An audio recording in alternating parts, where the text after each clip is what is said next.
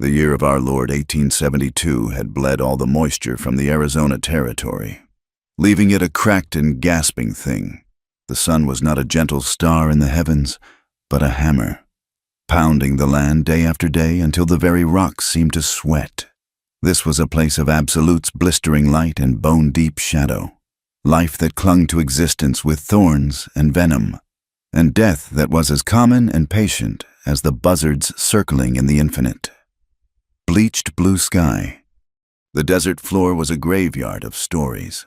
Here, the bleached sculptural bones of a long-dead steer lay half-swallowed by the sand, a testament to a cattle drive that had failed. There, a splintered wagon wheel spoke of a pioneer's broken dream, the wind, the land's only true voice, whispered through the saguaro and cholla cacti, a dry, mournful sound that carried the scent of dust, creosote, and the faint, sweetish odor of decay. It was a smell that settled in the back of a man's throat, a constant reminder that, in this land, survival was an exception, not a rule. Through this unforgiving landscape moved a man who was as much a part of it as the stone and the sand. His name was Kai. To the white men at the forts, he was just another Navajo, a shadow in the distance. But to his people, the Dine, he was a warrior.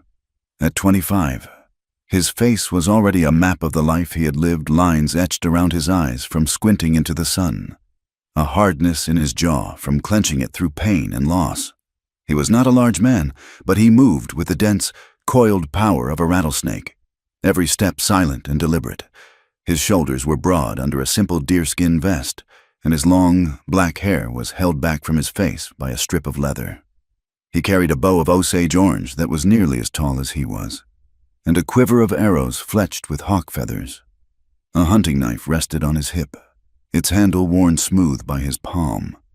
Kai had seen more than his share of fighting. He had tasted the acrid smoke of the cavalry's rifles and felt the ground tremble under the charge of their horses. He had fought the Mexican bandits who raided from the south, their cruelty as hot and senseless as the summer sun. He had learned young that the world was full of men who took what they wanted, their greed a fire that consumed everything in its path. These battles had taught him silence. Words were a luxury, often a weakness. The desert taught a better language, the language of a hawk's cry, the meaning in the curve of a broken branch, the story told by tracks in the sand. Tonight, however, he was not hunting men. He was hunting something more elusive, more sacred. He was hunting the spirit of the Mai, the coyote, the trickster wolf of the desert. The elders said that on nights when the moon was a perfect silver disk, the Mai-Yi's spirit ran free, and for a warrior to see it was to be blessed with cunning and resilience. It was a private, solitary ritual, a way of reconnecting with the spirits of the land his people had walked for generations, a land that was now being carved up and fenced in by the Bilagana, the white men. The moon rose, enormous and luminous, washing the muted, sun-bleached colors of the desert in a stark palette of silver and black. The shadows of the great saguaros stretched like the arms of ancient, skeletal giants. The air grew cooler, carrying the night scent of blooming datura. It was a time of profound beauty and profound danger. Every rock could hide a scorpion, every patch of darkness a coiled serpent. Kai moved through it all with a calm familiarity, his senses alive, reading the night as easily as a preacher reads his Bible. He had been tracking for hours, following a feeling more than any physical sign, letting the silence of the desert guide him. Then, a new scent reached him, cutting through the clean air. It was faint at first, but unmistakable. Wood smoke, and something else beneath it, something coppery and wrong, the scent of spilled life. His body went tense, the hunter's instinct taking over. He slowed his pace, melting into the shadows, his eyes scanning the landscape ahead. The smell grew stronger. He crested a low rise of rock and sand, and the scene below brought him to a dead stop.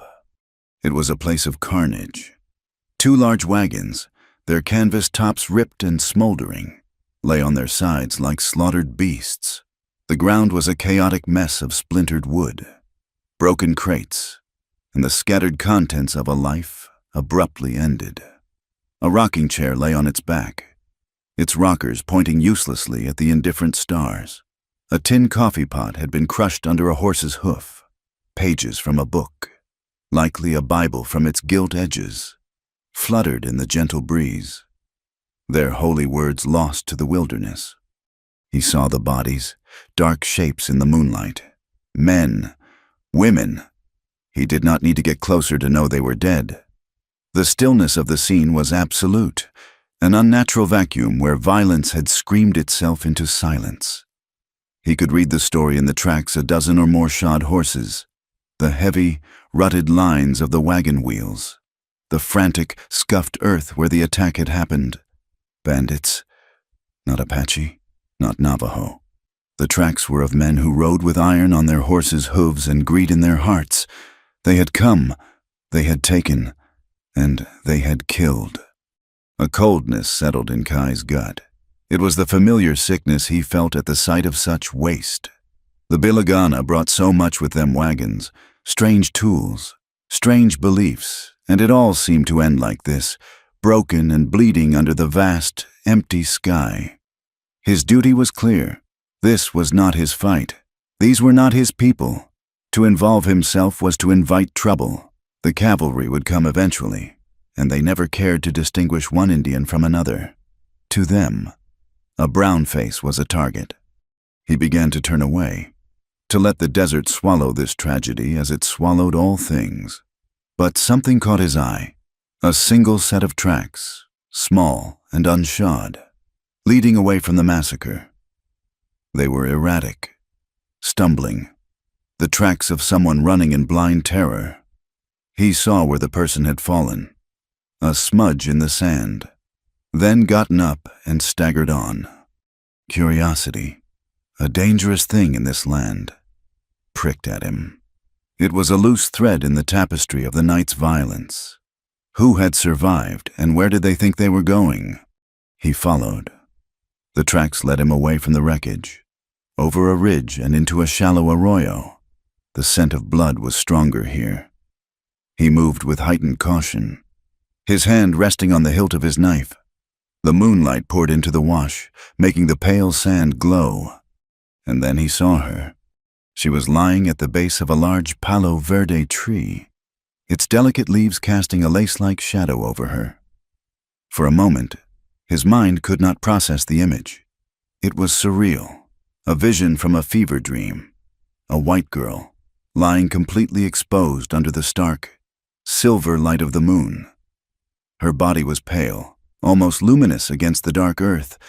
She was on her side, curled into a defensive posture, as if trying to make herself small, to disappear. He could see she was young, perhaps 18 or 19 summers. Her hair, the color of corn silk, was fanned out in the sand, matted with dirt and something dark that could only be blood. Her entire body was a canvas of suffering. Long, cruel scratches ran down her back and legs, carved by the thorny brush she must have run through. Dark bruises blossomed on her skin like sinister flowers. She was utterly still. He watched her for a full minute, waiting for the rise and fall of her chest. It came, but it was so shallow, so faint, that it was almost imperceptible. She was alive, but only just.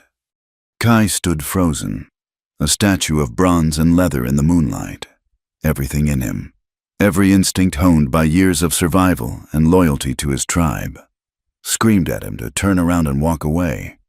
This was not a survivor. This was a ghost, a white ghost, the most dangerous kind. She was a Bilagana. Her people had driven his from their ancestral lands, slaughtered their sheep, and forced them onto reservations that were little more than prisons of dust and despair. Her kind looked at him and saw a savage, a heathen, something less than human. To help her would be a betrayal of his own people's suffering. If she were found with him, the soldiers would not ask questions. They would see a Navajo warrior and a white girl and write their own story with bullets. He would be a kidnapper, a murderer. They would hunt him, and if they found him, they might not stop with him. They might bring their fire and steel to his family, his clan. He looked down at her. The moonlight softened the sharp edges of the world, but it did nothing to soften her plight. It only highlighted her terrifying vulnerability. She had been stripped of everything: her family, her clothes, her dignity. She was nothing more than a broken human creature, left to die in the sand. The men who had done this had not just killed her family. They had tried to erase her very humanity before leaving her for the coyotes. A war raged within him, silent and vicious.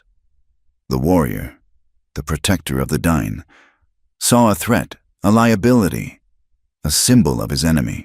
He saw the faces of the blue-coated soldiers, the glint in the eyes of the land-hungry settlers. He felt the ancient anger of his ancestors, a fire that always smoldered in his chest. Leaving her was the smart choice. It was the safe choice. It was the choice of a survivor. But another part of him, a part he rarely acknowledged, saw something else. It saw not a white girl, but a girl. It saw the slender line of her back, the fragile look of her bare feet. It saw the way a single strand of her pale hair clung to her cheek. The spirits he had come to hunt tonight were spirits of cunning and survival. But what of the spirit of mercy? Did that have no place in this harsh land? The moon seemed to hang directly over them, a silent, all-seeing eye. An old story, told by a grandmother with a face like a dried apple, surfaced in his memory. She had said that the moon could sometimes lay a curse on a man's heart, making him do things that defied all logic, making him see a path where his feet were not meant to tread. He looked at the torn flesh on her arms, the dirt ground into her skin. He imagined her desperate flight through the darkness, the thorns tearing at her, her heart pounding with a terror he could only guess at. She had fought to live. Her flight, however hopeless, was a prayer for one more sunrise. Could he be the one to deny it? The conflict tore at him, a physical pain in his chest. His hand went from his knife to the deerskin pouch at his belt. Duty, survival, anger, vengeance. These were the stones upon which his life had been built. To pick up this girl would be to cast them all aside. He took a slow breath, the cool night air doing little to calm the fire in his mind. He looked up at the moon, its light so bright it felt like a judgment. Then his gaze returned to the girl. A small, ragged breath escaped her lips, a sound so fragile it was nearly lost in the vastness of the desert. It was that sound that made the choice for him. It was the sound of life, however faint, refusing to surrender. The warrior in him lost the battle, or perhaps the man in him won. With a final, resigned sigh that seemed to carry the weight of all the trouble that was to come, Kai unslung his bow and quiver, laying them carefully on the sand. He untied the rolled wolf pelt from his back, a thick, warm skin that was his only comfort against the cold desert nights. With slow, deliberate movements, he knelt beside the unconscious girl. For a moment, he hesitated, his hands hovering over her. Then, gently, he wrapped the dark, heavy pelt around her pale, broken body, covering her from the cold judgment of the moon and the unforgiving wilderness that had sought to claim her. As he lifted her into his arms, her weight was a startling combination of fragility and deadened burden. He knew, with a certainty that chilled him to the marrow, that he was not just lifting a girl, he was lifting a destiny, a trouble so profound it would change the course of his life forever. The weight of her was the first surprise. She was a slip of a thing, yet in his arms, she felt as heavy as a stone, a solid anchor of trouble threatening to drag him down. Kai moved with a new urgency, his hunt for the coyote spirit forgotten, replaced by a more primal and infinitely more dangerous quest, finding shelter before the sun returned to reclaim the desert. He could not take her to his people's camp, to bring this white woman, this living proof of the Bilagana's tragedy, into their hidden hogans would be like carrying a lit torch into a cache of gunpowder. It would invite questions, then soldiers, then death. He was on his own. The thought was as cold and sharp as a sliver of flint. He shifted her weight, pulling the wolf pelt tighter around her. The scent of her blood, fear sweat, and the faint, foreign smell of soap that clung to her skin even now filled his senses. It was the scent of another world, a world of fences and farms, of churches and towns, a world that was relentlessly encroaching on his own. And here he was, carrying its wounded heart through the night. His mind worked as his legs moved, charting a course born of instinct and intimate knowledge of the land. There was a place, a half-day's walk to the north, a series of shallow caves carved into the side of a red rock mesa by 1,000 years of wind and water. He had used them before to wait out sandstorms or to dress a kill. They were well hidden, with a view of the surrounding plains and, most importantly, a small, stubborn seep of water that trickled from the rock, enough to sustain life. It was a place of solitude. Now, it would be a place of secrets. The journey was a quiet, grueling ordeal. The desert at night was not empty.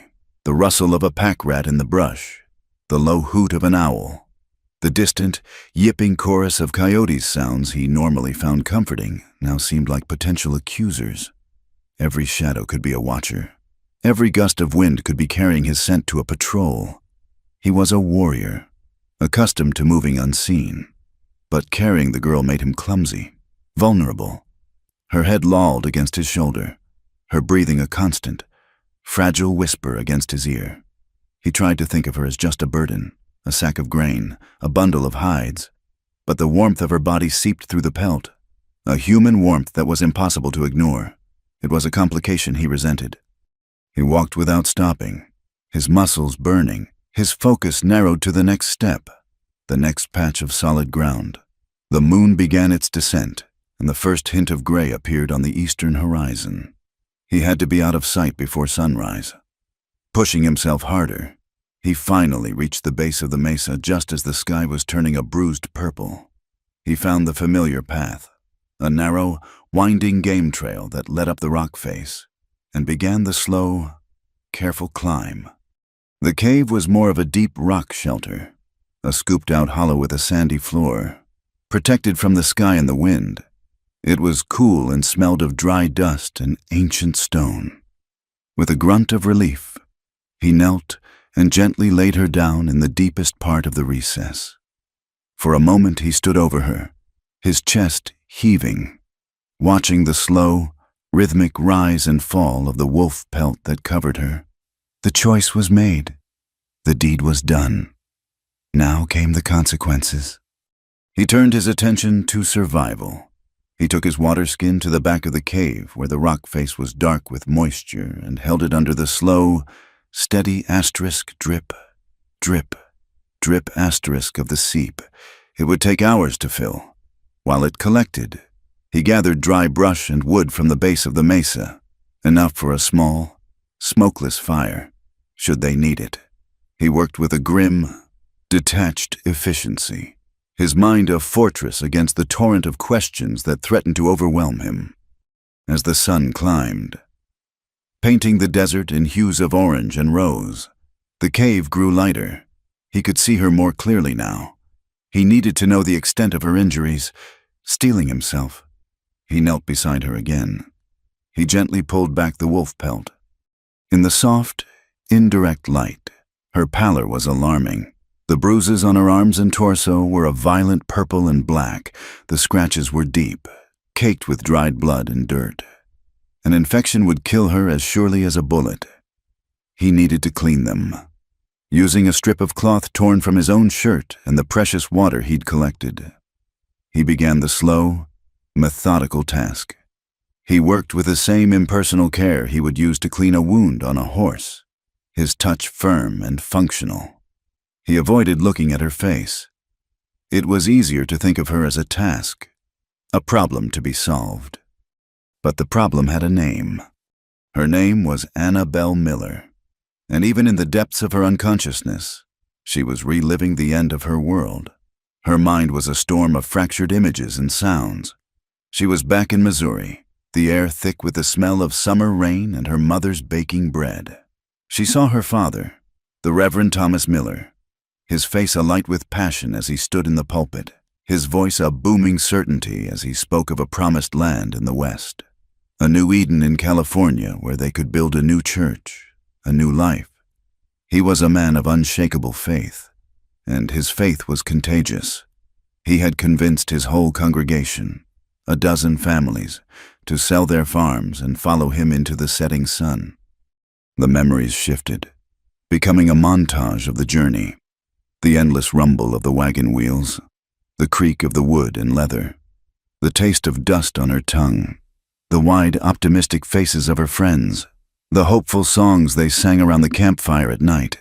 Her father would read from the Bible, his voice a comforting balm against the vast, intimidating darkness of the plains. Annabelle, at 18, was caught between the grief of leaving her childhood home and the thrilling promise of a future she could write for herself. She dreamed of the ocean, of a small house with a garden, of a life less circumscribed than the one she'd known. Then the storm broke. The memory sharpened with the terrifying clarity of trauma. The hot, still afternoon, the narrow canyon, the sudden, hideous shriek of a man's voice from the rocks above. The first gunshot, a sound that cracked the world in two. Chaos, horses screaming, men shouting. The faces that appeared over the sides of the wagon were not human faces. They were masks of snarling, bearded hatred, their eyes lit with a terrible, gleeful cruelty. She remembered her father, standing tall, holding his Bible like a shield, trying to reason with them. "We are people of God, we mean you no harm." A laugh, rough and ugly, was his only answer. Followed by another explosion of sound, she saw him fall. She saw her mother scream, a sound of pure, soul-shattering anguish. Before she too was pulled down, someone grabbed Annabelle, a hand tangled in her hair, another tearing at the bodice of her dress. The smell of whiskey and unwashed bodies, panic, pure and absolute, gave her a strength she didn't know she possessed. She twisted, kicked, bit down on a fleshy hand, tasting blood. For a second, she was free, and she ran. She scrambled out of the back of the wagon and just ran, not looking back. The sounds of the massacre chasing her, clawing at her heels, the screams, the shots, the brutal laughter. She ran into the thorny brush, the branches tearing at her skin and clothes, but she didn't feel it. She only felt the desperate, animal need to escape, to put distance between herself and that waking nightmare. She ran until her lungs burned and her legs gave out, until the world dissolved into a black, roaring tide that pulled her under. Kai finished cleaning the last of the cuts on her legs. He had found a deeper gash on her scalp, hidden by her hair, which he had washed as best he could. He had done all he could do. Now it was up to the spirits, or her God, whichever had more power in this forsaken land. He sat back on his heels, a wave of exhaustion washing over him. He had not slept. He watched her, his expression unreadable. This girl, Annabelle, was the daughter of a preacher, a holy man. He thought of his own spiritual leaders, the Hatali, the medicine men who held the songs and ceremonies that kept his people in balance with the world. The bandits had killed her holy man without a second thought. It was a world without balance, a world gone mad. And he, Kai, had just tied himself to its madness. He felt a deep, abiding anger. Not at the girl, she was as much a victim as the deer caught in a rock slide. His anger was at the world that had thrown her in his path. It was at the bandits for their senseless slaughter. It was at the soldiers for creating a world where such things could happen. It was at his own heart for its moment of weakness. He had followed the path of his ancestors, the path of the warrior, his entire life. It was a clear, if hard, path. Stay with your people, defend your people, survive for your people. Now, he was in an unknown country. By saving this girl, he had betrayed the simplicity of his duty. He had chosen one life over the safety of the many. He had listened to a voice that was not the voice of his tribe. He looked at her pale, still face and saw not a person, but the embodiment of his dilemma. She was his secret. She was his burden. She was his crime. He rose and moved to the mouth of the cave. Standing just inside the shadows, looking out at the vast, sun-drenched expanse of the desert, he was a keeper of a fragile flame in a land of wind. And he knew, with the dead certainty of a prophet, that the wind was coming for him. Consciousness returned not as a gentle dawn, but as a series of sharp, painful fragments. The first was the feeling of rough stone against her cheek. The second was a thirst so profound it felt as if her throat were lined with sand. The third was the smell dust, wood smoke, and something else, something wild and musky. Annabelle's eyelids fluttered open, heavy as lead shutters. She was in a cave. Filtered daylight illuminated the space, revealing walls of red rock and a floor of fine sand. A small, disciplined fire crackled near the entrance, its flames nearly invisible in the brightness. And sitting on the other side of that fire, cross-legged and perfectly still, was a man. He was an Indian. His skin was the color of baked earth, his long black hair held back by a leather band. He wore no shirt, only deerskin leggings and moccasins. The muscles in his back and shoulders were taut and defined. In his hands, he was methodically sharpening the blade of a long knife with a whetstone. The rhythmic asterisk shh asterisk of the action the only sound besides the fire. For a heartbeat, Annabelle's mind was a blank slate. Then memory crashed down on her like a physical blow. The canyon, the ambush, the snarling faces, her father's fall, her mother's scream, her desperate, tearing flight through the brush, the blackness. A choked gasp escaped her lips. The man's hand stilled. He lifted his head, and his eyes met hers. They were dark, unreadable, and held no warmth. They were the eyes of the wilderness itself. Terror, cold and absolute, seized her. Every story she had ever heard, whispered in hushed tones back in Missouri tales of savage raids. A brutality beyond the comprehension of a civilized folk came rushing to the forefront of her mind. He was one of them, a wild man, a heathen. He had captured her. With a cry, she scrambled backward, crab walking away from him until her back hit the solid wall of the cave.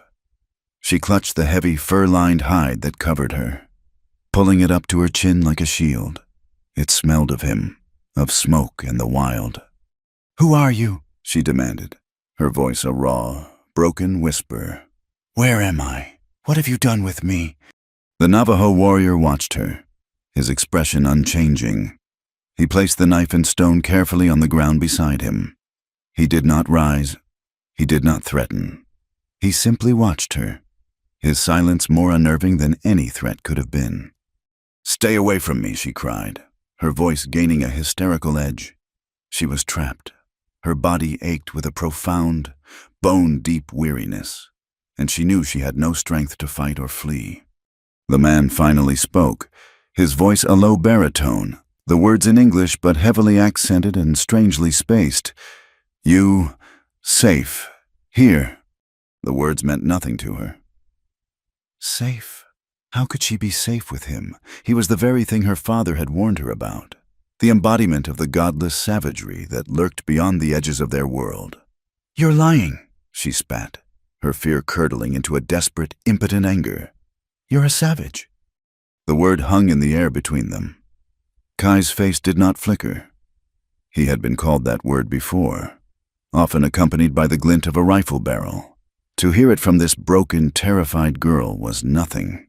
He had seen her people do things that made the word meaningless.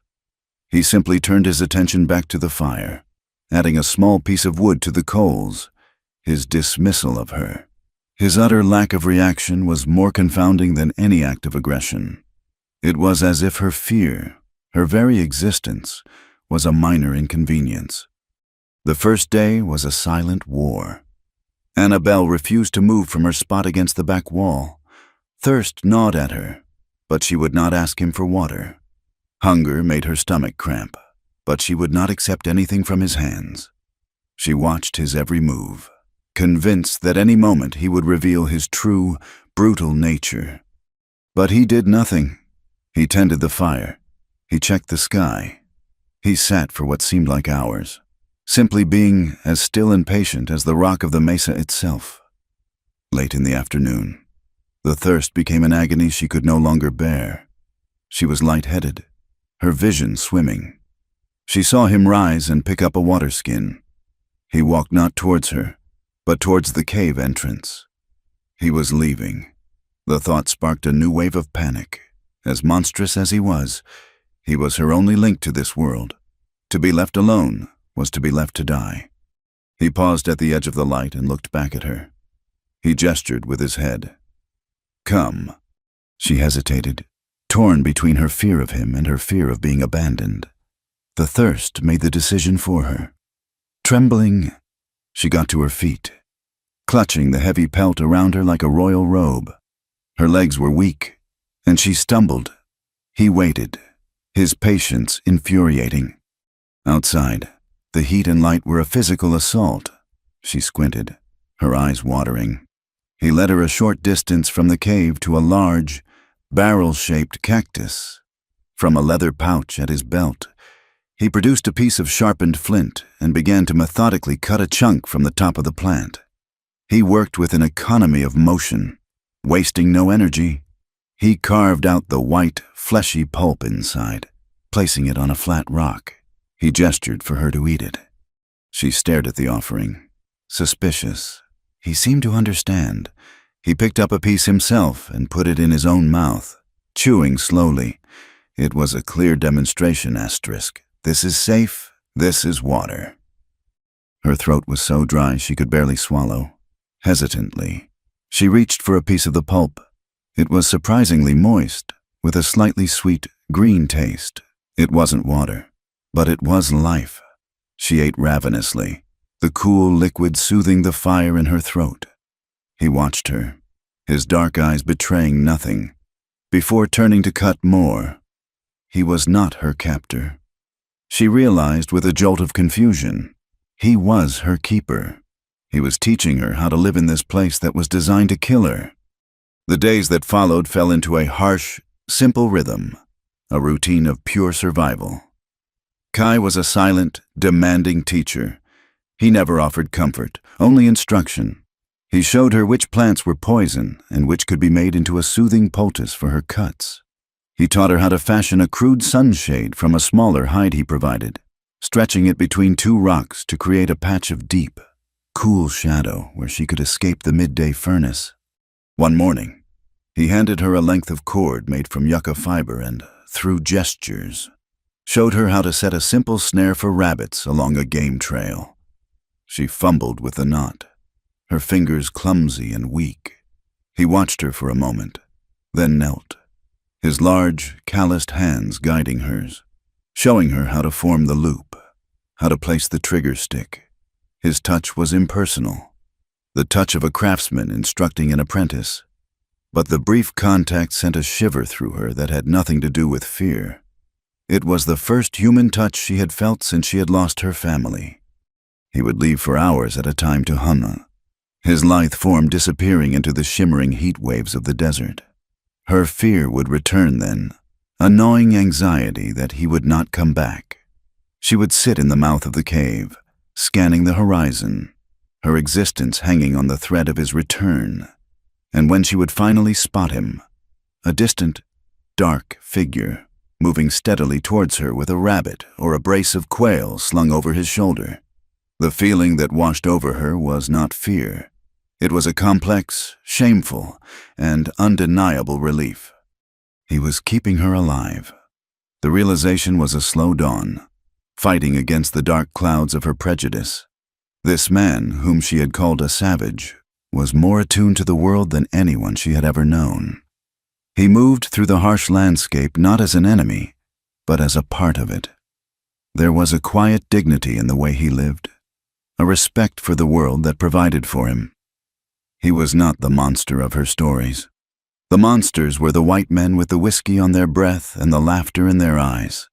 They had destroyed, This man, Kai, only preserved. Yet the chasm between them remained. They were two separate worlds, sharing a tiny patch of shade. But the nights were when the chasm felt widest. The desert cold was a living thing, seeping from the ground, stealing the heat from her body. The small fire helped, but her simple cotton shift, which he had retrieved for her from the wreckage, and she had mended, offered little protection. She would lie awake for hours, curled into a tight ball, shivering uncontrollably, her teeth chattering so hard her jaw ached. One night, the cold was worse than ever. A dry wind had picked up, cutting through the cave. She had wrapped the wolf pelt around herself, but it wasn't enough. She was shaking in violent, racking spasms, trying to muffle the sounds so he wouldn't hear her. He was sitting by the fire, as he always did, a silent guardian against the darkness. She saw his head turn slightly in her direction. In the flickering firelight, his face was a mask of shadow and light. For a long moment, he did not move. Then, he rose. Annabelle tensed, her heart hammering against her ribs. He walked over to where he slept, on the bare sand with only a small deerskin for a pillow. He picked up the thick wolf pelt, the one he had first wrapped her in, the one that was his only blanket, his only comfort against the cold. He came to her side. She flinched as he knelt, expecting, she didn't know what. He didn't speak. He simply took the pelt from her shaking hands, shook it out, and then draped it carefully over her. Then, he took his own wolf pelt and laid it over the first one, tucking the edges around her body, cocooning her in a double layer of thick, warm fur. The effect was immediate. The violent shivering subsided, replaced by a deep, penetrating warmth. The heavy weight of the pelts was comforting, a shield against the vast, cold emptiness of the night. He had given her his own covering. He would now face the cold with nothing. He stood up and returned to his spot by the fire, sitting with his back to her, staring into the flames as if nothing had happened. Annabelle lay there, swaddled in warmth, and stared at his unmoving back, an act of such simple, selfless compassion. He had asked for nothing. He had said nothing. He had simply seen her need and met it, sacrificing his own comfort without a moment's hesitation. Tears, hot and silent, began to well in her eyes and trail down her temples into her hair. They were not tears of fear or grief. They were tears of a profound, shattering confusion. Everything she thought she knew was wrong. This was not a savage. This was not a monster. This was a man. A man who, day after day, in his own silent, stoic way, was pulling her back from the brink of death. He was the flame in the desert, a small, steady light that held the darkness at bay. And for the first time, as she drifted into a deep, warm sleep, she wasn't afraid of the man on the other side of the fire. She was humbled by him. The passing of several weeks had worn a new shape to their existence. The raw edges of terror and mistrust had been smoothed down by the steady, grinding rhythm of survival. Annabelle's body, nourished by the rabbit and quail Kai hunted and the desert plants he taught her to identify, had begun to heal. The deep scratches had faded to pale white lines against her sun-darkened skin, and a new, wiry strength had settled in her limbs. She was no longer the fragile, broken thing Kai had found under the moon. She was becoming a creature of this new, harsh world. Their silence was no longer a wall between them, but a language of its own.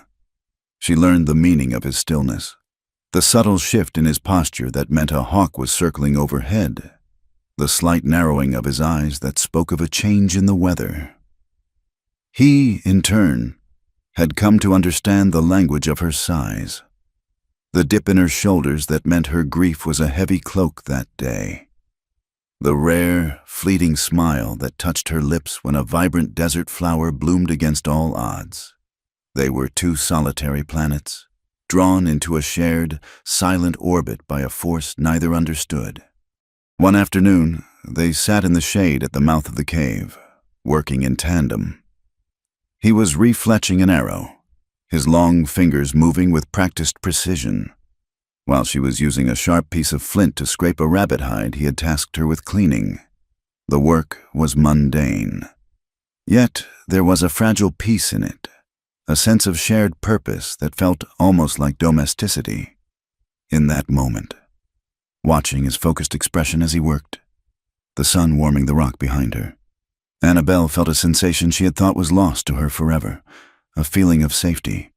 The world was still a place of terrible ghosts and uncertain futures, but this small pocket of existence, this cave governed by the quiet competence of the man beside her, felt like a sanctuary. It was Kai who felt it first. He suddenly went rigid, his hands ceasing their work, his head lifted, his gaze fixed on the distant, shimmering horizon. He was like a deer that had caught the scent of a wolf on the wind, every muscle in his body taut with an immediate, primal alertness. "What is it?" Annabelle whispered, her own heart beginning to beat faster at the sight of his alarm.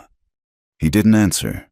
He rose to his feet in a single fluid motion and stepped to the edge of the overlook, shielding his eyes against the brutal sun. Annabelle followed, her gaze trying to find what he saw. At first, there was nothing but the endless expanse of sand and rock. Then she saw it, a faint, hazy plume of dust rising in the distance, a dirty smudge against the pristine blue sky. Her blood ran cold. Dust meant horses, and out here, horses in number meant only one thing. Kai turned to her, and for the first time, she saw something akin to urgency in his dark eyes. "Inside," he commanded, his voice a low, sharp rasp. He didn't say hide, but the meaning was clear. He pointed to the deepest, darkest recess of the cave. "Stay. Do not make a sound." He began to move with a speed and purpose that was terrifying to behold. He kicked sand over their small fire, extinguishing it instantly. He gathered their few implements, the snares, the waterskin, the hides, and shoved them into a crevice. He was erasing them, trying to make the desert swallow all evidence of their existence. Annabelle scrambled to the back of the cave, her sanctuary now feeling like a trap. She crouched in the shadows, peering out, her hands pressed against her mouth to stifle her own ragged breathing. The dust cloud grew larger, resolving itself into distinct shapes. 4 riders, moving at a steady trot. The sun glinted off a rifle barrel, off the brass buttons of a uniform. They were cavalry, blue-coated soldiers of the United States Army. Annabelle's heart leaped with a wild, confusing surge of hope and fear. Rescue. It was rescue. These were her people, her saviors. They would take her away from this wilderness, back to civilization. But as she watched Kai stand at the mouth of the cave, his bow now in his hand, his body a tense silhouette against the bright light, the hope curdled into a sickening dread. The soldiers would not see a savior.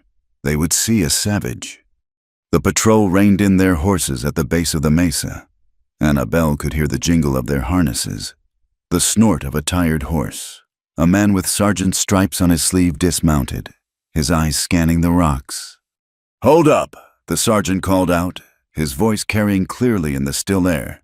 "Tracks, moccasins, fresh ones." Another soldier, younger, with a sparse blonde mustache, pointed up towards the cave. "Something up there, Sarge. Looks like a shelter." The sergeant drew his Colt revolver. "All right, Corporal. You and Jones stay with the horses. Evans, you're with me. Let's see what kind of varmint we've got hiding in our jurisdiction." Annabelle watched, paralyzed, as the 2 blue-coated figures began to climb the trail. Their boots scraping on the rock, they moved with a clumsy certainty, rifles held at the ready. Kai did not move. He stood just inside the shadows of the cave entrance, an arrow resting loosely on his bowstring. Waiting. He was giving them a chance to pass, a chance to miss him, a chance that was never going to come. The sergeant reached the ledge first. He saw Kai instantly. Well, what have we here?" he said, a contemptuous sneer in his voice as he raised his revolver. "Don't you move an inch, Chief." The other soldier, Evans came up behind him, his rifle pointing directly at Kai's chest. It was then that his eyes adjusted to the dimness of the cave, and he saw Annabelle, huddled in the back. His face registered shock, then outrage. "Sergeant, my God! Look, it's a white woman! He's got a hostage!" The sergeant's face hardened, his eyes turning to chips of ice. The entire situation snapped into a simple, ugly picture in his mind, a savage Navajo buck who had kidnapped a settler's daughter. There was no need for questions, no room for doubt. It was a story as old as the frontier itself. "Let the girl go. You red devil," the sergeant roared, taking a step forward.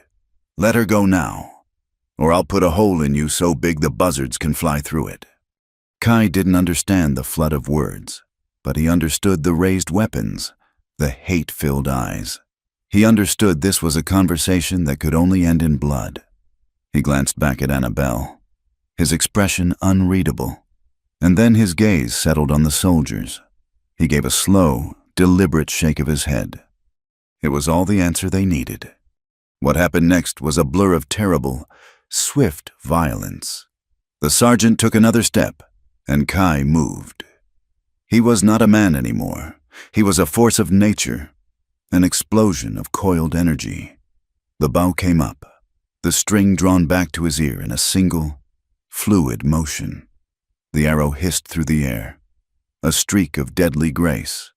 It struck the younger soldier, Evans, in the shoulder, spinning him around with a cry of pain and shock. He went down, his rifle clattering on the rocks. The sergeant fired his revolver. The shot was deafening in the confined space, the bullet whining off the rock wall inches from Kai's head, showering him with stone fragments. Before the sergeant could fire again, Kai had dropped his bow and launched himself forward, his hunting knife seeming to leap into his hand. He moved low and fast, a brown blur against the red rock. He crashed into the sergeant, driving him backward onto the ledge. Annabelle screamed. It was a raw, primal struggle. The sergeant was bigger, heavier, but Kai was faster, imbued with a desperate, wiry strength. They grappled on the edge of the cliff, a tangle of limbs and grunts of effort. The sergeant's pistol flew from his grasp, skittering over the edge and disappearing. From below, the other two soldiers started firing their rifles. Bullets smacked into the rock around the cave, forcing Annabelle to press herself flat against the wall. She watched in horror as Kai and the sergeant swayed on the precipice. Kai's knife flashed. The sergeant cried out, a sound of agony and surprise. For a moment, they were frozen in a grim tableau. And then Kai shoved with all his might. The sergeant lost his footing, his arms flailing, and tumbled backward off the ledge, his scream cut short by a sickening thud from below. Kai stood panting, his chest heaving. Blood trickled from a shallow gash on his forearm where the sergeant's belt buckle had scraped him. He was not unscathed.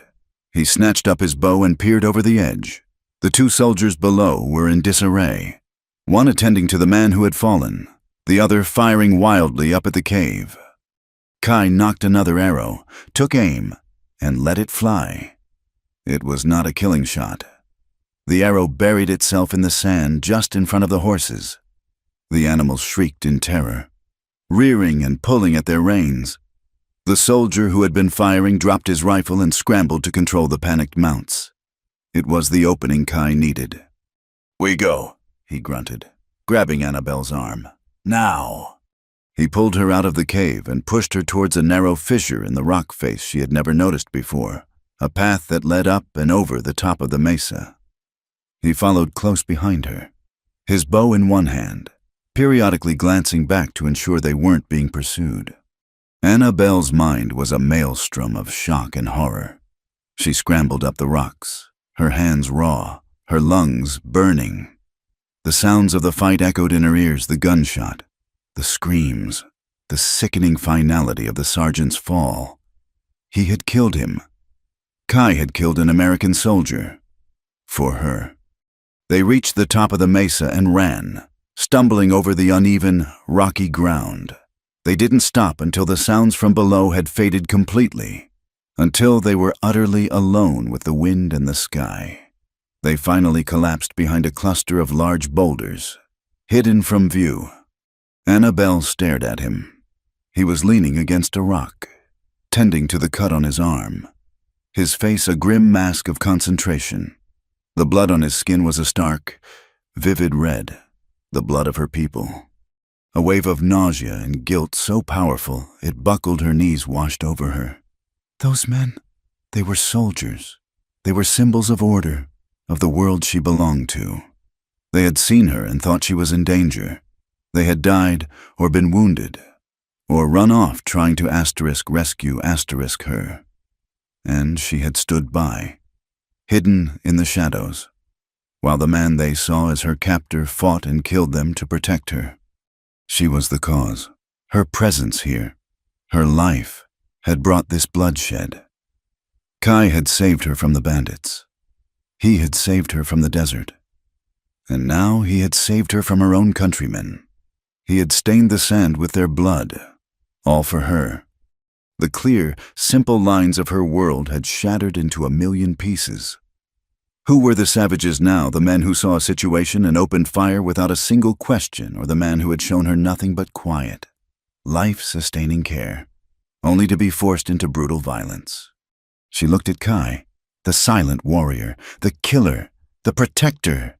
He was an outcast from his world because of her, and in that moment, she had become an outcast from her own. She was a traitor, her loyalties hopelessly, tragically divided. The fragile sanctuary of their cave was gone, destroyed by the intrusion of the very world she had once yearned for. A seed of tragedy had been planted in the red desert soil that day, watered by the blood of men in blue coats, and she knew, with a chilling certainty, that she and the man before her would be the ones to reap its bitter harvest. They were ghosts now, haunting the far edges of the territory. The violent encounter with the cavalry had shattered their fragile peace and cast them into a new, more desperate existence. They were no longer just hiding, they were running. Every distant dust cloud was a potential patrol, every campfire at night a potential enemy. Kai's knowledge of the land was the only thing that kept them alive. He led them through labyrinthine canyons, over barren mesas, and across dry lake beds where the heat distorted the world into a shimmering mirage. He moved with a relentless, grim purpose, his senses perpetually on high alert. The shared danger forged a new intimacy between them, one born of absolute necessity. Annabelle learned to walk as he did, placing her feet carefully to leave the faintest of tracks. She learned to read his hand signals from a distance, a flat palm for asterisk, get down, asterisk. A beckoning finger for asterisk, come quickly, asterisk. They were a silent, efficient team, their lives intertwined in a dance of survival. The distance he had once maintained between them had evaporated. He was no longer just her keeper. He was her shield, her guide, her only fixed point in a world that had come completely unmoored. For Annabelle, the guilt was a constant companion, a shadow that followed her even under the midday sun. Kai was a fugitive because of her. He had shed the blood of her countrymen for her. He had abandoned the relative safety of his known territory and was now an exile in his own land, all to protect a white woman who had brought nothing but disaster into his life. The debt she owed him was immeasurable, a weight that settled deep in her soul. But beneath the guilt, something else was taking root.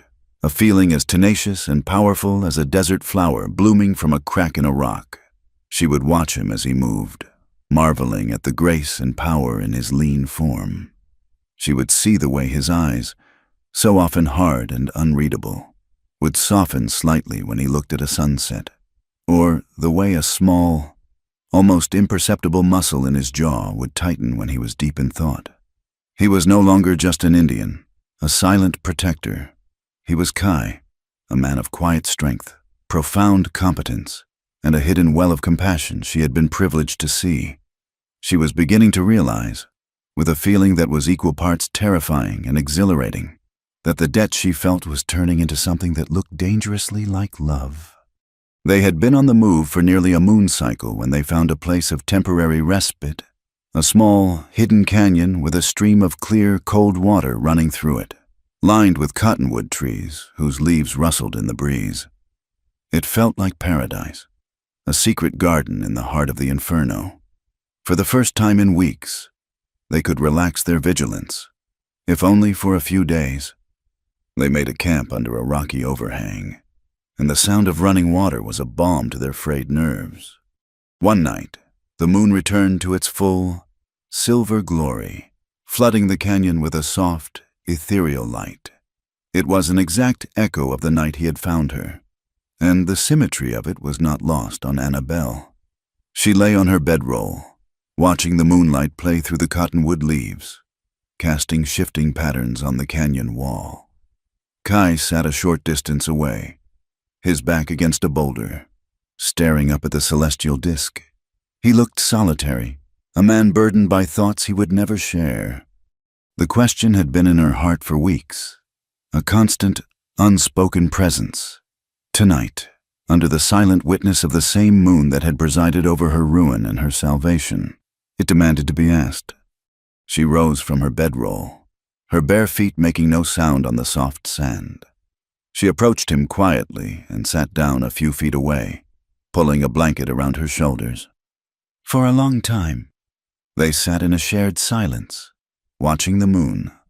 Finally, she broke it, her voice barely a whisper, afraid that a louder sound might shatter the fragile peace of the moment. Kai. He turned his head slowly, his dark eyes reflecting the moonlight. That first night, she began, her voice trembling slightly.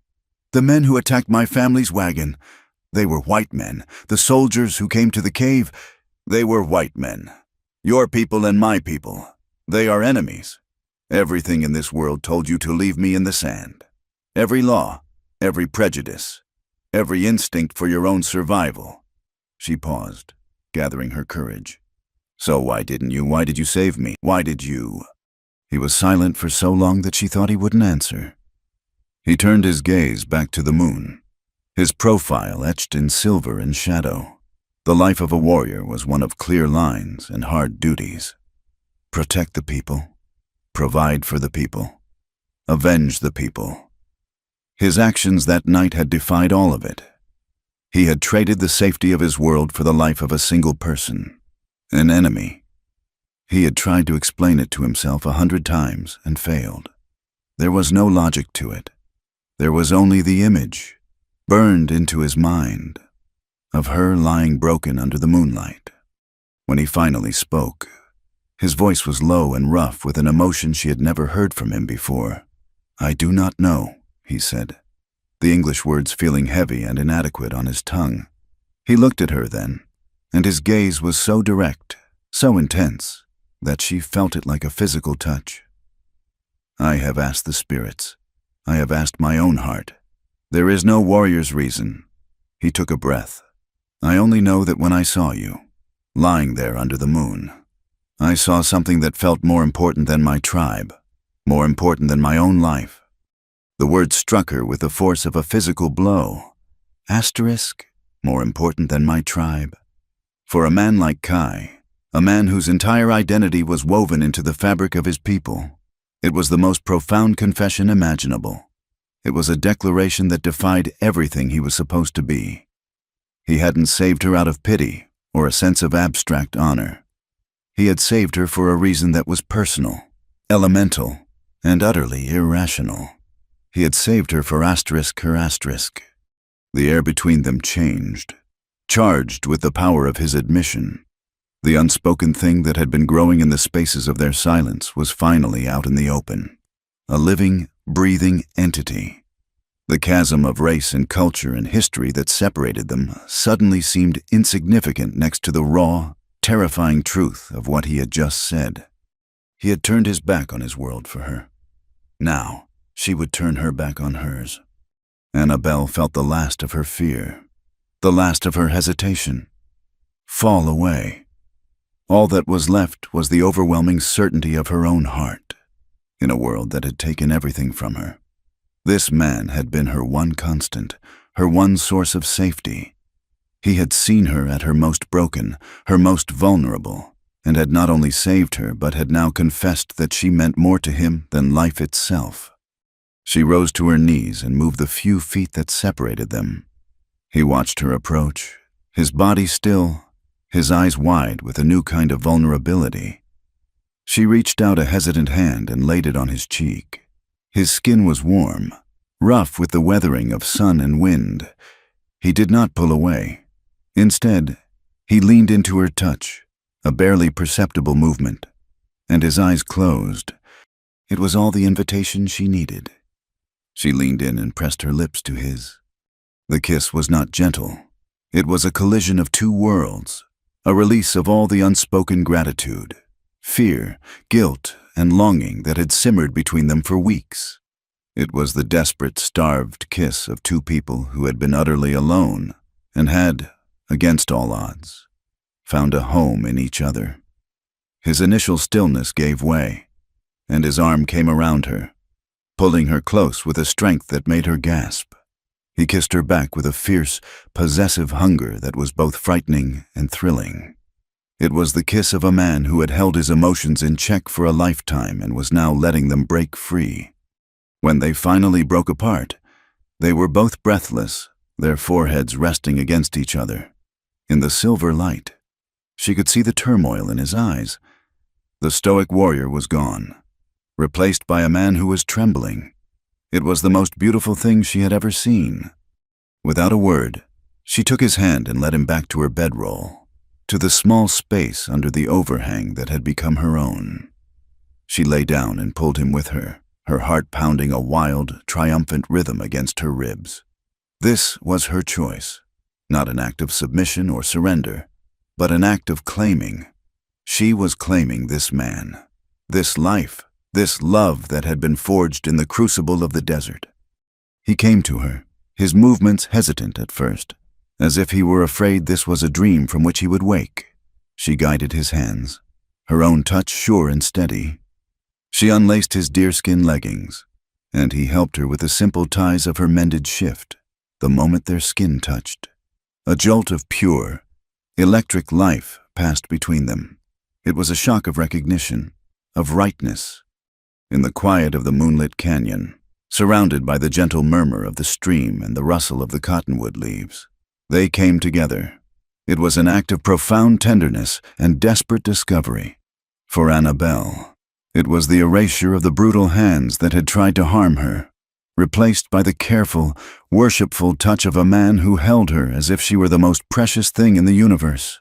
For Kai, it was the breaking down of a lifetime of solitude, the discovery of a connection so powerful it shook the foundations of his soul. They moved together, learning the rhythm of each other's bodies, speaking a language older than any tribe or nation. It was a silent conversation of shared sorrow and newfound joy, a desperate affirmation of life in the face of so much death. In his arms, Annabelle was no longer the preacher's daughter, no longer a victim.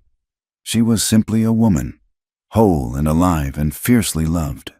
And as Kai held her, he was no longer just a warrior, a fugitive, a man caught between two worlds.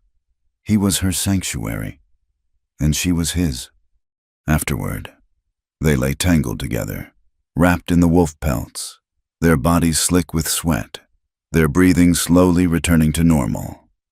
Kai held her, his hand gently stroking her hair, his lips pressed against her temple.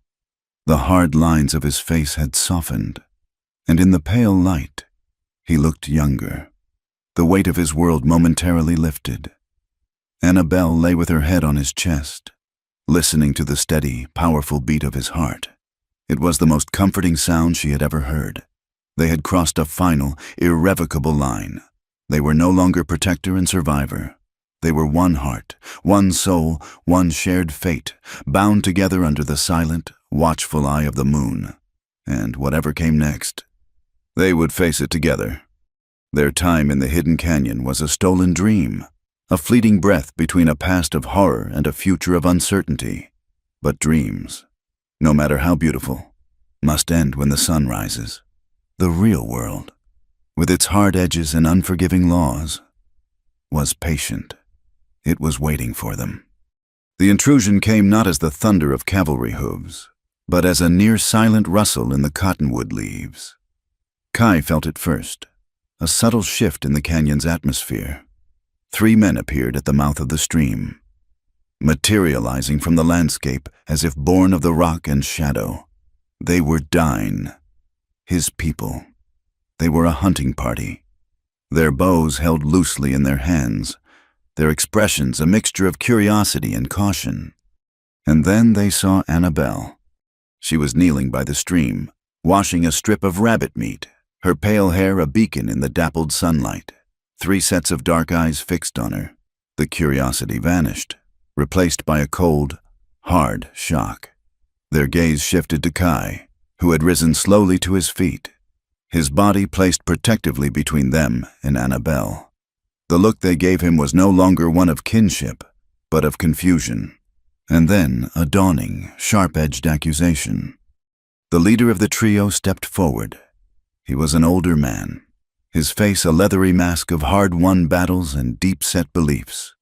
Scars traced patterns on his bare chest and arms, each one a testament to a clash with Mexicans, UTEs, or the blue-coated soldiers. This was Chayton, a man respected for his prowess as a warrior and feared for his unbending adherence to the old ways. He saw the world in absolutes Navajo and enemy, tradition and sacrilege.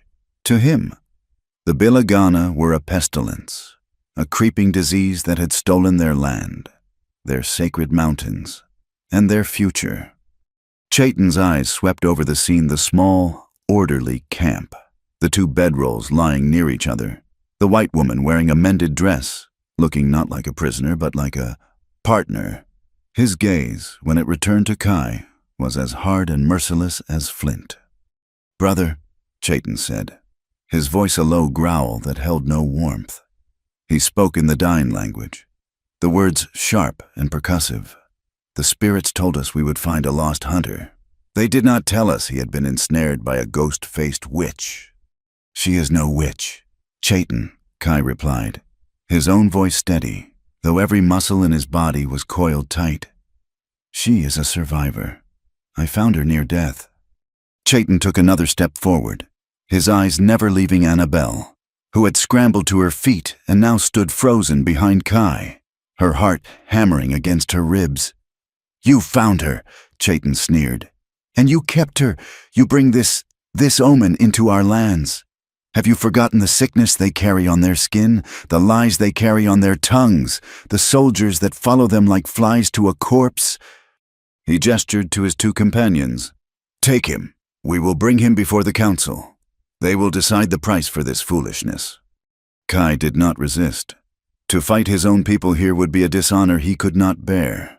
It would only prove Chayton's accusations. He allowed them to take his bow and knife, his face an unreadable mask of stone. 2 warriors bound his wrists behind his back with a leather thong. As they pulled him forward, Chayton walked over to Annabelle. She flinched, expecting a blow, but he only looked at her with an expression of profound disgust, as if she were something unclean he had found crawling on the canyon floor. He spat on the ground near her feet and turned away, issuing a sharp command for her to follow. The journey back to the tribe's hidden encampment was a march of humiliation. Kai walked in silence, the leather biting into his wrists, his head held high, but inside, a storm of rage and despair was building. This was the consequence he had always feared, the trouble he had knowingly lifted into his arms. Annabelle stumbled behind him, prodded along by one of the younger warriors, her mind reeling with terror. She was being led into the heart of the world that had every reason to hate her. The curious, hostile stares of the women and children who emerged from their hogans as they entered the camp were like physical blows.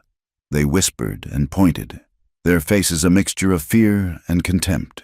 They looked at her as if she were a harbinger of doom.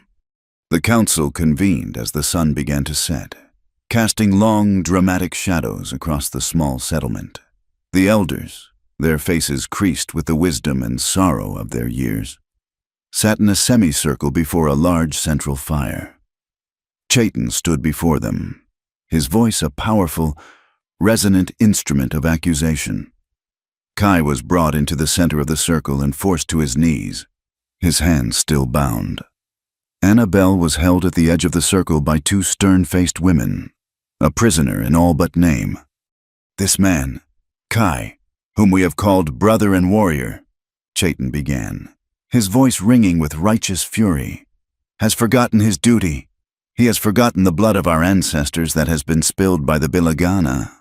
He has forgotten the cries of our children who starved because the soldiers burned our fields and slaughtered our sheep." He paced before the fire, his shadow dancing like a vengeful spirit. He found one of them, a woman, the seed of our destroyers.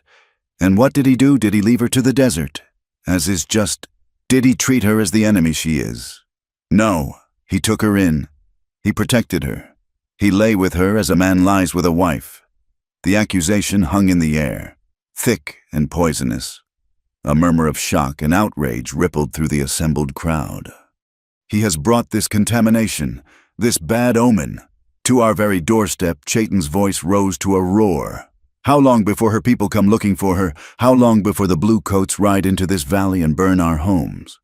As they have burned so many others, Kai has put his own selfish desire for this white-skinned creature above the survival of the Dina. He is a traitor to his blood, and he must be punished as a traitor. Chayton finished, his chest heaving.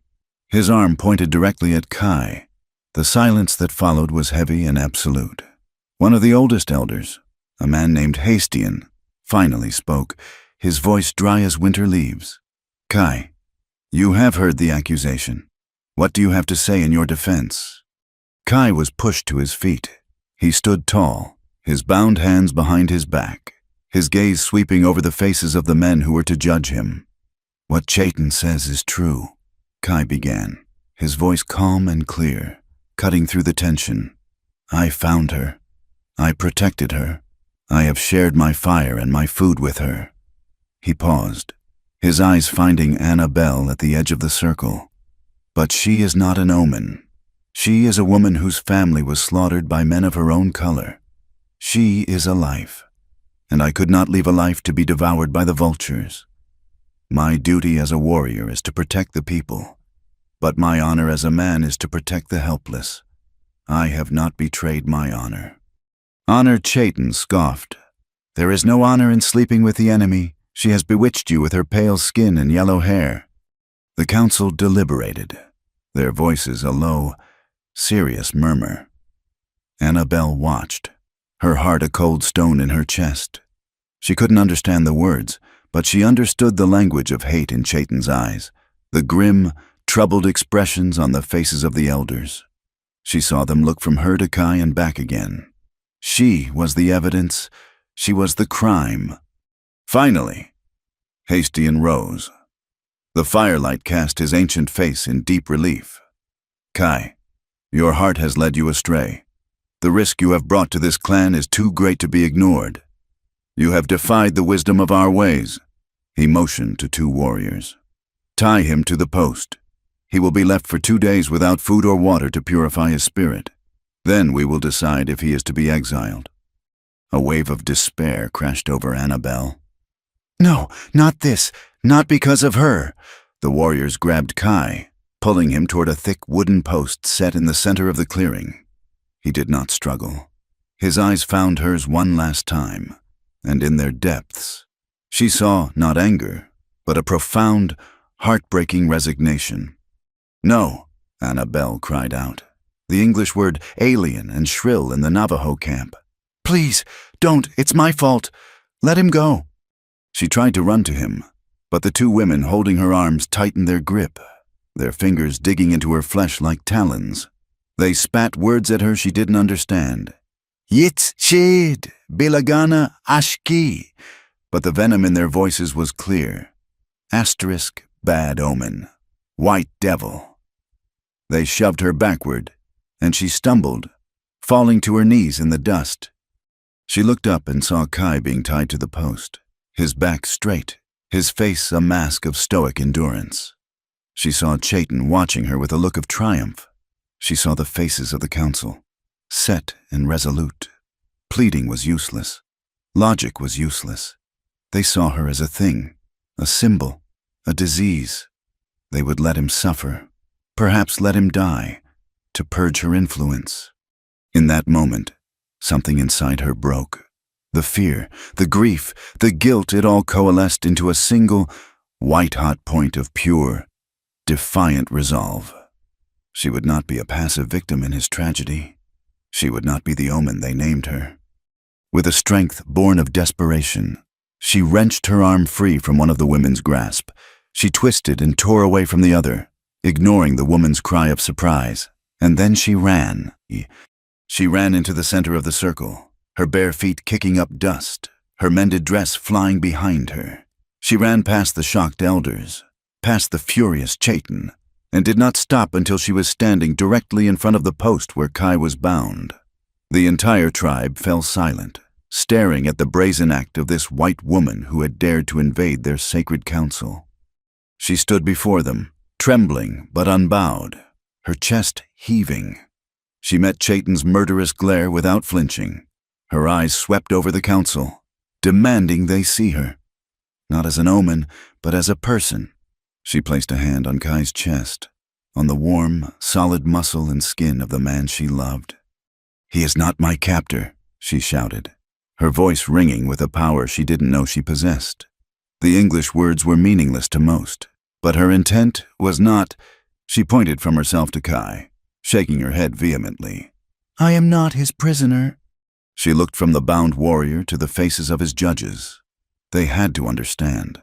They had to know the truth that transcended language.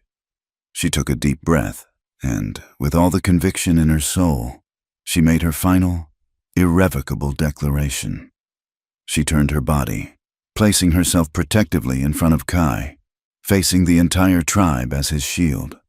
"I am his," she cried, her voice breaking with the force of her emotion. She pressed her hand harder against his heart. "And he is mine. I love him." The word love hung in the air, a foreign and explosive concept. The stunned silence of the Navajo was absolute. They stared, wide-eyed, at the spectacle, the bound warrior and the white woman who claimed him, who defied them all, her body a fragile barrier against their judgment. Chayton's face contorted, his look of triumph replaced by a mask of pure, unadulterated fury. This was not a plea for mercy. This was an act of war.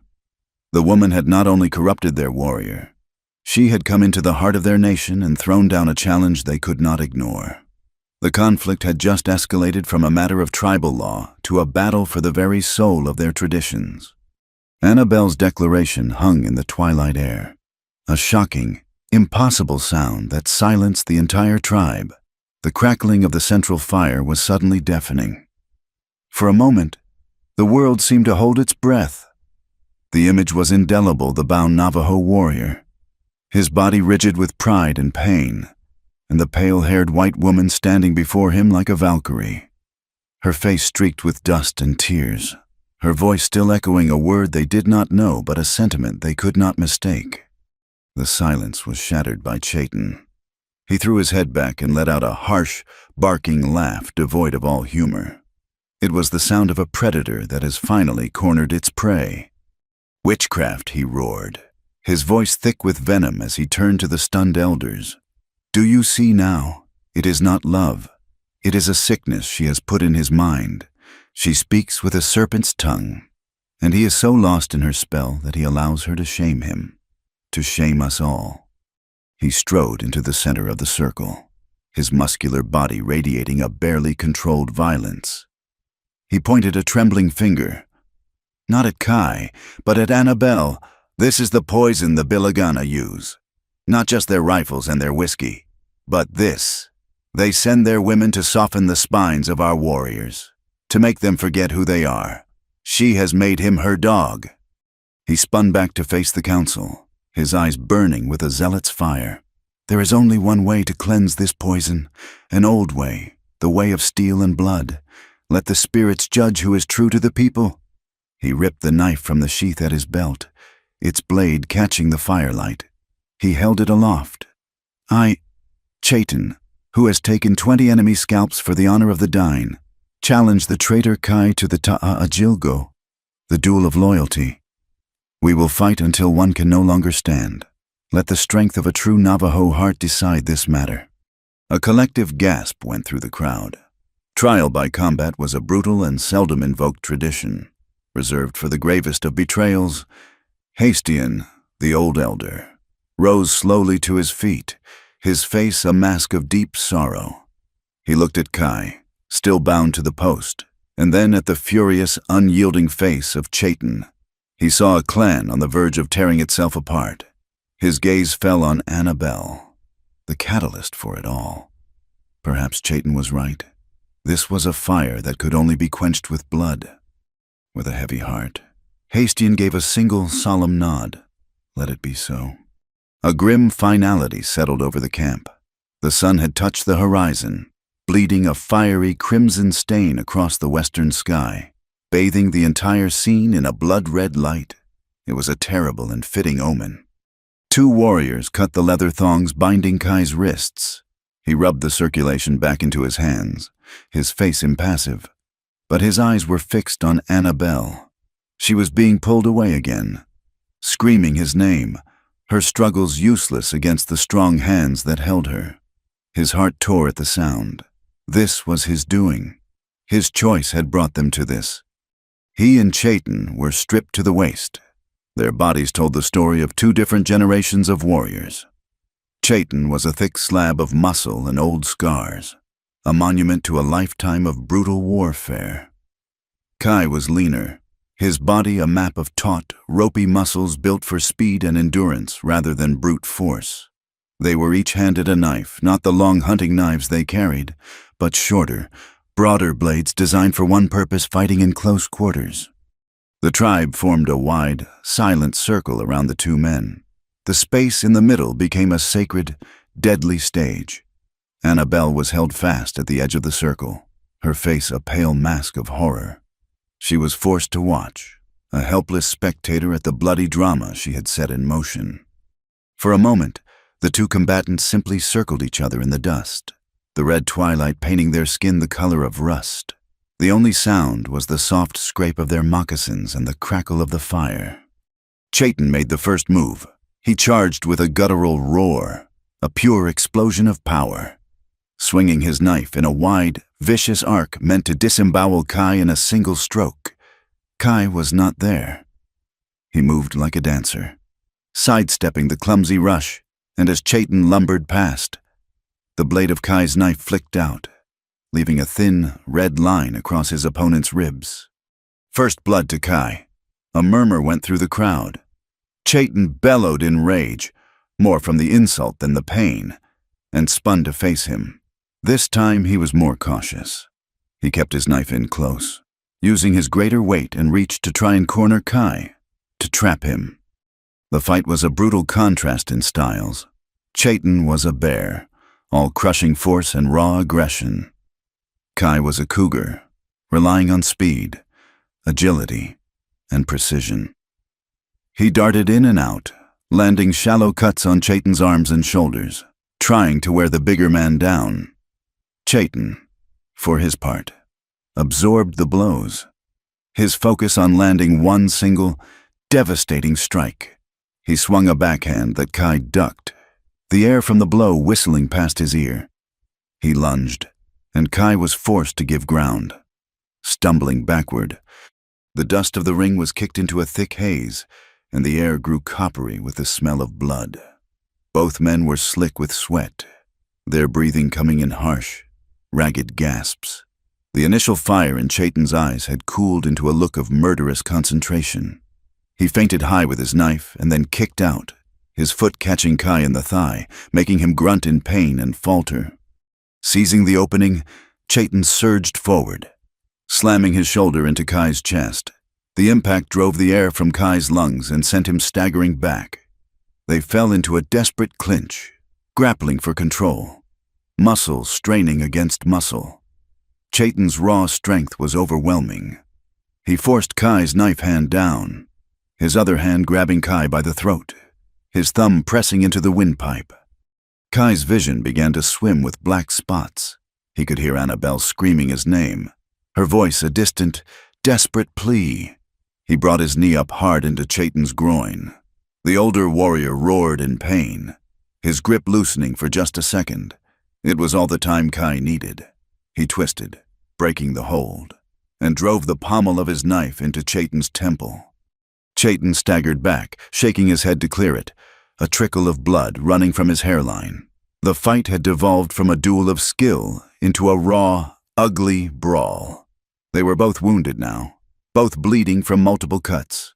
The red light of the dying sun made it impossible to tell where sweat ended and blood began. "Is this what she has made you?" Chaitin snarled, spitting a wad of bloody saliva into the dust. A cornered rat, fighting with cheap tricks. "I fight for my life," Kai panted, circling again, his wounded leg aching. "Something you are trying to take from me." "I am trying to take the sickness from our people," Chaitin roared and charged again. This time, Kai was too slow. His injured leg buckled slightly as he tried to evade. Chaitin's charge was not a wild swing, but a calculated tackle. He crashed into Kai like a runaway boulder, and the two men went down in a heap. They rolled in the dirt, a desperate, writhing knot of violence. Chaitin's weight was a crushing advantage. He ended up on top, pinning Kai's arms with his knees. He raised his knife high, its blade a sliver of bloody light against the darkening sky. From his position on the ground, his body screaming in protest, his lungs burning, Kai looked past Chaitin's snarling, triumphant face. His gaze found the edge of the circle. He saw Annabelle, her face a perfect portrait of agony, fighting against the warriors who held her. He was going to die, here, in the dust of his own home. He was going to die, and she would be left alone. He had failed her. Everything seemed to slow down. Chaitin's arm began its descent. It was in that moment that Annabelle gave a final, desperate cry and broke free. Love and terror gave her a strength she didn't know she had. She ran across the circle, a flash of white in the bloody twilight, her only thought to get to him, to cover him, to stop the blade. She threw herself between the two men, directly into the path of the descending knife. Chaitin saw her at the last possible second. His eyes widened in shock.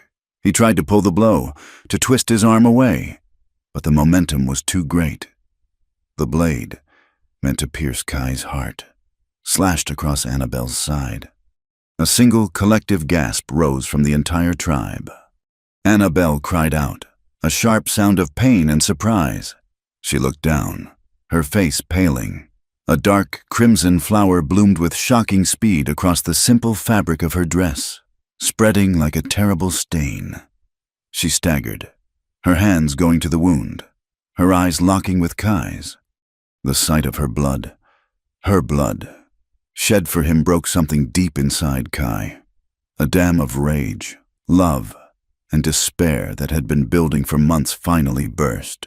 The warrior's discipline, the lifetime of stoic control, was utterly incinerated in the flames of his horror. He gave a roar that was not human. It was the sound of an animal seeing its mate struck down, with a surge of adrenaline-fueled strength that defied his exhaustion. He heaved upward, throwing the stunned Chaitin off him. He didn't grab his knife. He didn't care about the duel. He scrambled to Annabelle, catching her as her knees gave way. He held her in his arms, pressing his hand against her bleeding side, feeling her warm blood soak his fingers. The entire world narrowed to her pale, pain-filled face. The duel, his people, his honor, it was all dust. Nothing mattered but her.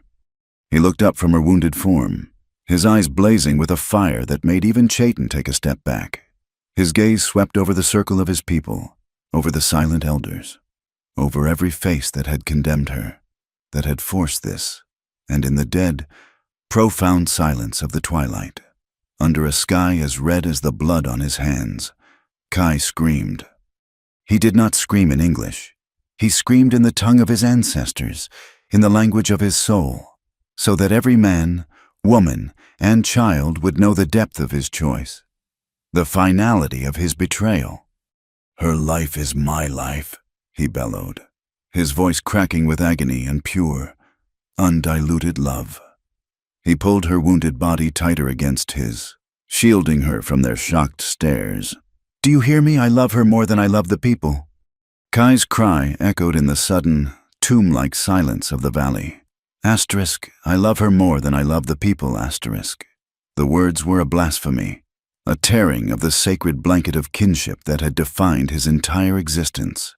He had not just broken a law, he had renounced a faith. He had declared a new, two-person tribe, and its only other member was bleeding out in his arms. The circle of his people was frozen, a gallery of shocked and uncomprehending statues. Even Chayton stood motionless, his knife hanging forgotten at his side, his face a mask of disbelief. He had won the duel in all but the final blow. Yet he had been utterly defeated. He had set out to prove Kai's loyalty was broken, and Kai had proven it more completely and devastatingly than Chayton could have ever imagined. The warrior had not just been corrupted, he had willingly, defiantly, chosen his corruption. Kai saw none of it. The world had shrunk to the woman in his arms. Annabelle's face was ashen in the dying light, her breathing shallow and ragged. The dark stain on her dress was spreading with alarming speed. Panic, cold and sharp, cut through his rage. He needed to stop the bleeding. He needed to get her away from here, away from the judgment, the hatred, the traditions that had just tried to kill them both. With a surge of desperate strength, he lifted her into his arms. She was a fragile weight, her head lolling against his shoulder with a terrifying lack of resistance. He turned his back on the council, on his past, on the entire world he had once called home, and began to walk. His path took him directly toward Hastian. The old elder's face was a ruin of sorrow. He had seen generations of warriors born and die, had presided over a century of change and loss. But he had never seen anything like this. He had never seen a heart so thoroughly conquered. As Kai passed, Hastian did not try to stop him. He only raised a trembling hand, a gesture that was half benediction, half farewell. Chayton finally shook himself from his stupor. A fresh wave of fury contorted his features. "He is an exile, and Doka, let them go. The desert will be their judge and their executioner," he bellowed to the warriors who had started to move. He wanted them gone. He wanted the stain of their existence removed from his sight. No one laid a hand on Kai as he walked through the camp. The people parted before him, their faces a mixture of awe, fear, and pity. He was a ghost now, a man who had died to them while still living. He walked to the small remuda of horses tied at the edge of the settlement. He chose 2 mounts, not with a warrior's eye for strength and stamina, but for steadiness. A sturdy gray mare for himself, and a gentle-looking pinto. He needed supplies. He laid Annabelle gently on a pile of blankets, whispering her name, trying to keep her tethered to the world. Her eyes fluttered open, unfocused and clouded with pain. "Kai," she whispered, her voice a thread of sound. "I am here," he said, his voice thick. "I will not leave you." He worked with a frantic, single-minded purpose. He grabbed 2 water skins, filling them from a barrel. He found a leather pouch and stuffed it with dried jerky and hard, flat corn cakes, food he had helped to hunt and his mother had helped to prepare. The irony was a bitter taste in his mouth. He took blankets, a coil of rope. He was a thief now, stealing from the people he had sworn his life to protect. As he was tying the supplies onto the horses, a figure emerged from the shadows of a nearby hogan. It was an old woman, his mother's sister. She did not speak. Her face was etched with a grief that transcended the politics of the council. In her hands, she held a small, buckskin pouch. She pushed it into Kai's hand, her fingers dry and cool against his skin. He opened it. Inside was a wad of yarrow leaves, a powerful agent to staunch bleeding, and a handful of willow bark for pain and fever. It was a medicine bundle, An act of forbidden mercy. An admission that even in the face of blasphemy, the ties of blood and love still whispered. He looked at her, his throat too tight to speak. She simply placed a hand on his cheek for a moment, a silent blessing, and then melted back into the shadows. He returned to Annabelle's side. The medicine was a small gift, but it was a gift of hope.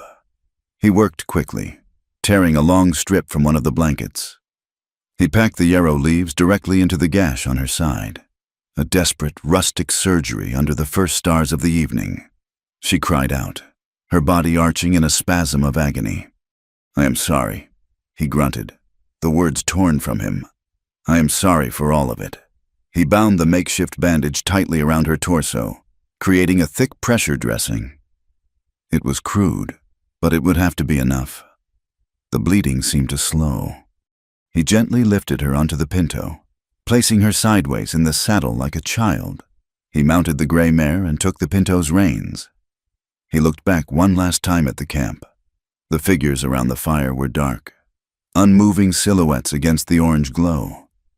It was a funeral pyre for the life he once had. He was an outcast, a man with no tribe, no name, no home. He was defined only by the wounded woman he led into the darkness. He turned the horses' heads to the west, toward the last, defiant smear of crimson on the horizon, and urged them into a steady walk. The days and nights that followed were a waking nightmare, a blur of pain and fear. They traveled through a landscape that was as desolate as their future.